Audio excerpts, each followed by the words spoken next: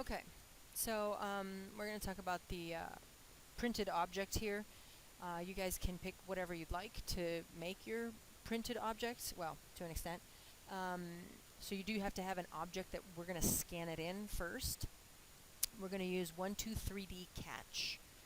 It is an app that you can download on your phone or on an iPad. If you don't have a phone or an iPad, I do have an iPad that you guys can bring the object in and use that iPad to scan it all in with.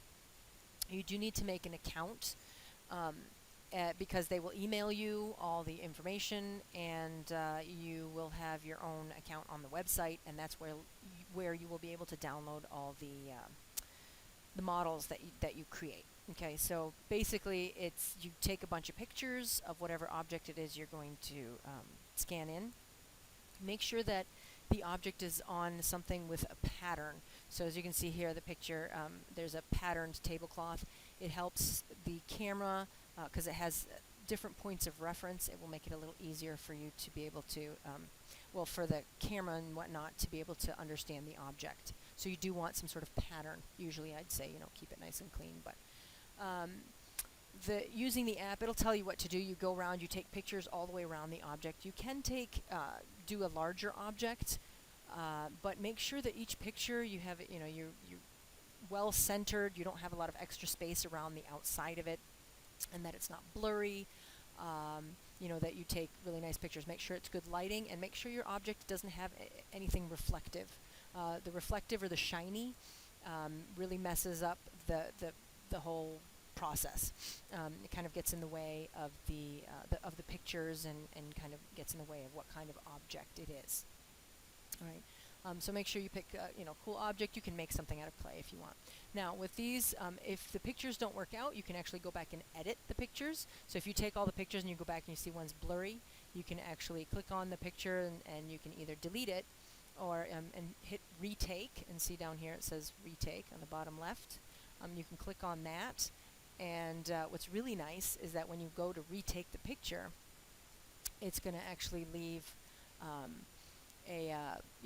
kind of a hazy or transparency of the picture that you took before, so that you can kind of go back in the exact same spot and take that picture. Now you can take a lot of pictures. I think the more the merrier, but the more pictures you have, the slower the rendering process is. But I don't know. So here, this is mine that I went to. It's on Autodesk 123D, right? And these are some of the things I did them in ceramics class, and then I took pictures of them. So these are my models here. They're not great because I should have zoomed in a little more, and maybe the lighting should have been a little better. But I was in a hurry because I was trying to get these in for you guys. So now from here, you can go in and you've got that. Well, just to show you, these are some of the models that other people have put in. And you can go in and you can see other people's stuff, and you can scan those in and stuff. I don't recommend anything that moves, so don't do a person. These people are doing them here. They're not great. They don't turn out very well because people move. All right. So make sure it's something that doesn't move. And even though we might think we don't move, we move. We like blink, or we move slowly. Especially to start out with, don't start with something that moves. Okay. So I'll go back to my projects. Nope. I don't know where. I'll go here. Okay. So from here you can actually download them, and it'll give you this nifty little file. All right. You get everything. So I'm gonna. Right, you can also look here, different views and stuff. It'll give you all the information that goes with the file. All right, and we're going to be able to put all of this, including the textures and everything, we're going to be able to put that all into Blender. It'll give you a nice big folder with all the information in it. All right, see, I should have zoomed in a little better on those photos. I probably didn't need all that extra information there. All right, so this is the folder that I get. So I get the mesh and the photos, and then I get that's an STL. Now you can import the STL, and that's great, but we're going to import the object file. So, and it's kind of the same thing. So here we are in Blender. I'm going to go ahead and file instead of, we're going to import. So instead of open, right? So I go into here. There's the STL file. So I could import the STL file, but I'm not sure if the texture comes in. I think it does, but anyways, we'll do the object file, okay? So I'll go in here, I'll find that folder, right? And there's the mesh stuff, and inside the mesh there's the object file. So I'm going to import it, and then in here you can see the whole piece, okay? And it's scanned it all in. There it all is. All right, but I've got a bunch of extra stuff everywhere, and it's really huge right now. So I'm gonna have to do some fixing here. Make it smaller. Hit S, and then I'm gonna rotate it to kind of fit the grid there. Right. And so now I want to get rid of all the extra stuff. Make sure you you really zoom in to and out. I mean, to get all that extra stuff out of there. Okay. So I'm just going to go into edit mode here, right? And I'm just going to click on something, and then hit L for linked, right? Kind of when you're separating objects. Make sure the mouse is over the actual object, and I'm going to delete the vertices. There you go. So I can select each object one at a time. Make sure you zoom out. Make sure you really look. L, delete the vertices. L, delete vertices. Or if you've got a lot of stuff, you can hit B to box select, and there you go, and then delete all that stuff. Right? B to box select, and we'll delete all that. B to box select, and delete all that. Okay. All right, so now I just have this. Now I still have the tablecloth, and I still have a lot of stuff I'm going to need to clean up, because I don't want all that other stuff in there. All right. So, let's see, best way for me to see this. Okay. Now, the box select or whatever isn't going to really work very well. So, let me figure out the best way here. I think if, I want to cut off all that tablecloth stuff. I just want the little guy with the fish beard there. So, I'm going to hit C. Remember, in C, it's painting. I can paint my selection. Right. So there you go. That's not very good. Maybe if I was wireframe, it'd be better, because then I could go all the way through. All right. So right click, and then I'm going to delete all the vertices. There you go. Okay. So I can go in. I'm going to clean it up and make it look a lot better. Now notice that it's hollow on the inside. Right now it is watertight. It is one object, all completely sealed. Okay. To make a printable object, you're going to have to maybe go around the edges. And then, make nice clean edges, and then you can hit F to make a face right there, so that it is now a watertight closed container. All right, I'd have to go in and clean all the rest of it there, though. Okay. Right. Okay. So, let me show you. Actually, this is kind of neat. Right now we have. I'm gonna add a light here because or else we can't see it. If you actually go into here, we're going to texture here.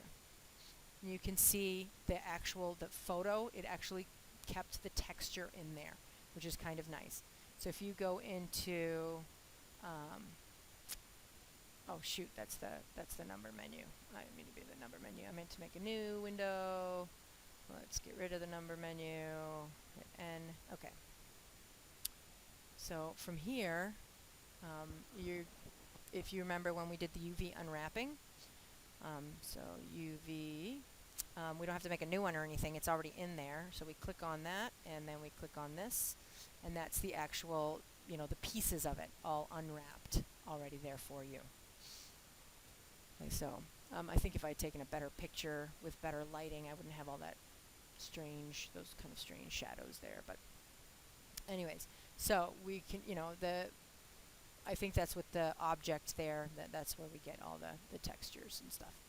Okay, now for the to make a 3D printable object, it has to be all one object. It has to be watertight. That means there's no holes, and it also means that there's no overlapping objects. So if you have two spheres and you want to put them together, you can't just join it and say that it is one object, okay? Because there are parts that are overlapping. All right, I'm going to show you how to do that.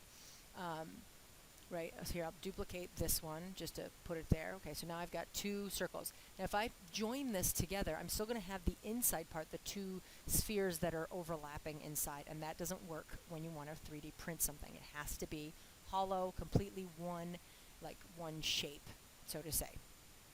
All right, so we're going to actually use the Boolean modifier, and I'll show you. Okay, so with that one, all right, so I'm going to go ahead and, oh, I only want one object.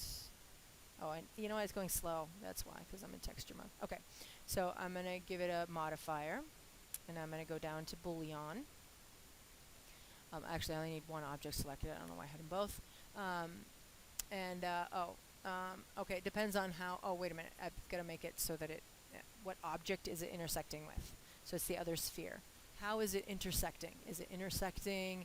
Is it, right, joining or union, right?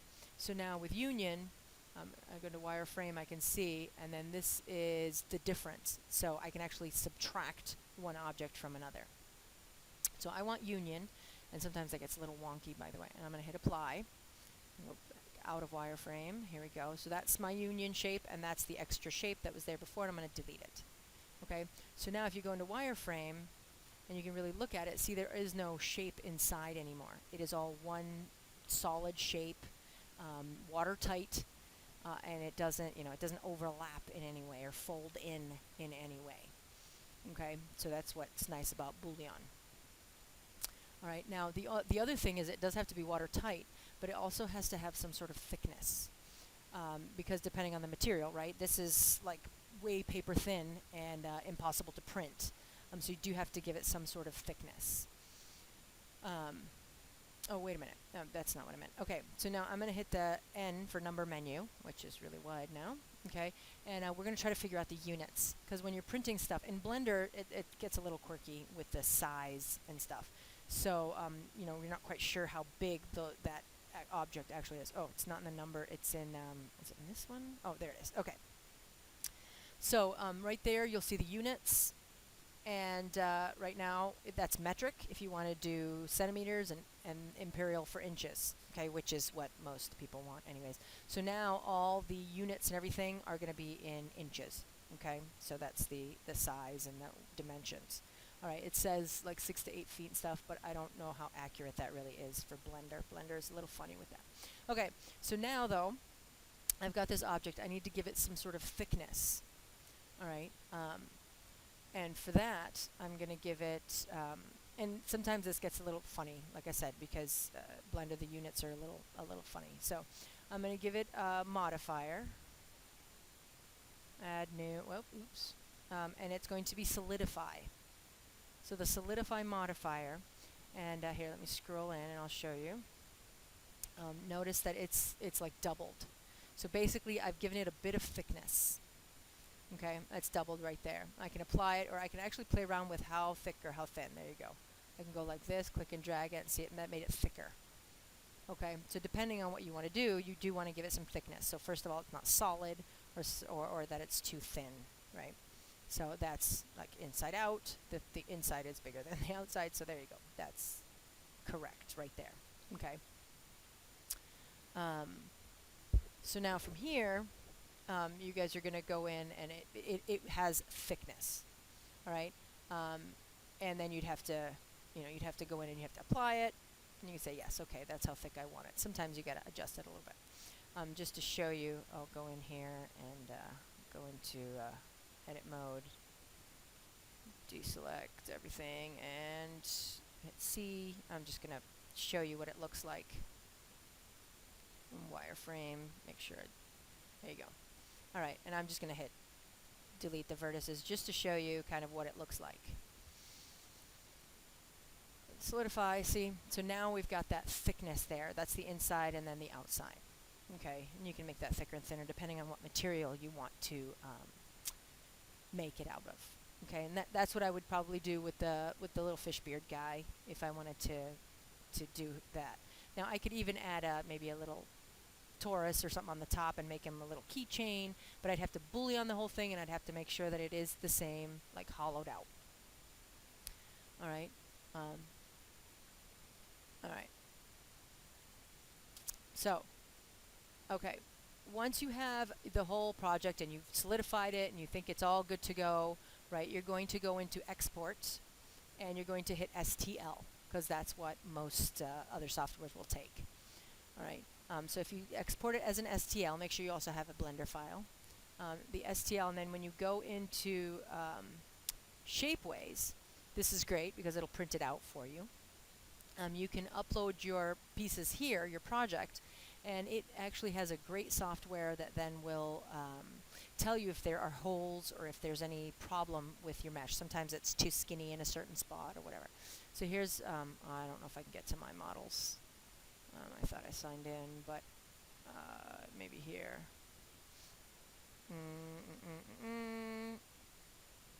No, nothing there. Okay, that's fine. We'll just look at somebody else's stuff. And we'll look at the rings. There you go. All right. These are projects that other people put in there. You can put yours in and you can make them for sale or whatever it is you want to do. That's fine. Right. And you can sell them. This is actually metal, so it's going to be a little more expensive, $90 for the polished bronze here. Oh, $90. Right. That's weird. Their gold plated is $128. If that's what you want to do to print it out and stuff, you can do that as well. Right, but you can actually put your stuff in here and you can put it up for sale. What's nice is sometimes the people actually make it so that it's downloadable. You can actually download their stuff. Let me see if I can find one that's a lot cheaper. The plastic can be really cheap if you want to like print out your stuff. This is $27. That's actually not that cheap. I've seen for cheaper. Oh, that's polished metal plastic. That's just the normal. It's still kind of expensive. This person might have hiked up their price for this as well, which you can do. You can say, okay, well, however much it costs you, I want this percentage. Anyways, so you can get it done in plastic. There's metal. There's ceramics. There's all kinds of really cool stuff you can get your piece printed in. Okay, but this one was made and then made thick. Thick just the same way we just did on in Blender. Actually, this probably is not. I can't imagine they scan that in. Anyways.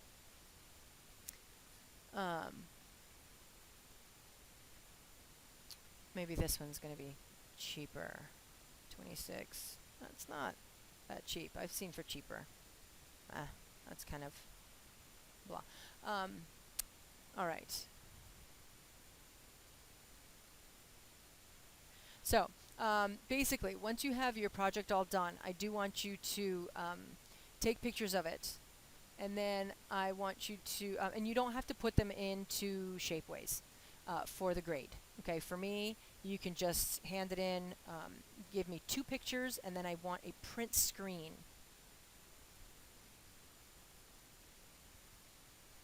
All right, let's see here. I think if we hit downloadable, anyways, and we can find out what downloadable pieces, because other people have put stuff up and you can download it. So this is pretty interesting. I'm not sure why you'd want to spend, oh here, look at that, $7 for an apple. I don't know. Right, or you can spend $135 for a garlic. Right, $5 for something like that. But anyways, you can download the piece as well.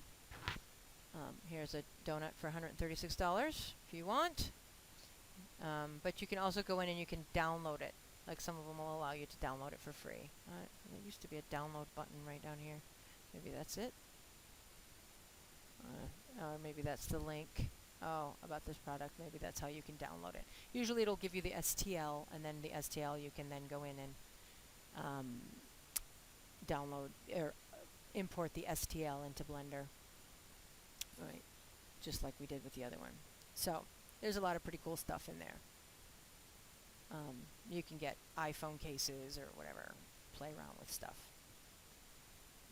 Downloadable jewelry, that's kind of neat. So if you wanted to make something like that, and then you can bullion inside and make the hole for the pendant, right?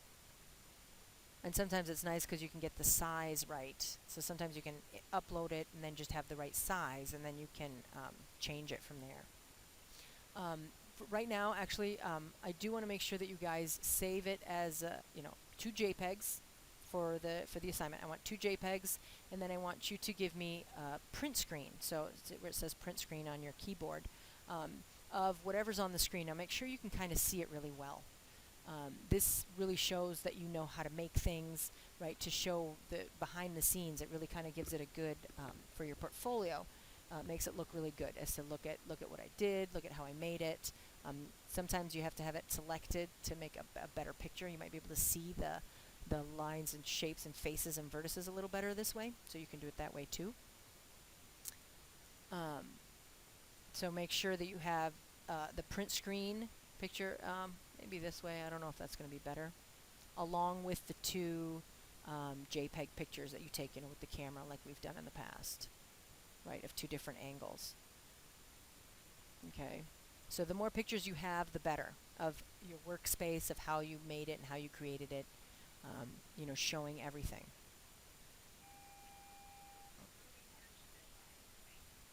Okay, so the other thing I want you to make sure you're doing is make sure you're not doing anything copyrighted.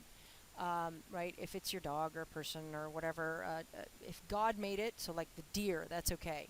But if a person made it, like that's copyrighted, right? You technically couldn't do that. The orange is fine, but if it's something somebody else has already made, a character, make sure you don't copy it. Like these robot guys, those are transformers. Those somebody else created them, and they are copyrighted.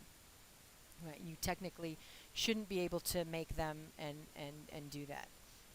Right? I know it's hard with the scanning and stuff, but like the gingerbread house is great, but Pixar, forget it. That's very copyrighted. You can't use their character, scan it in, and then start making them and selling them.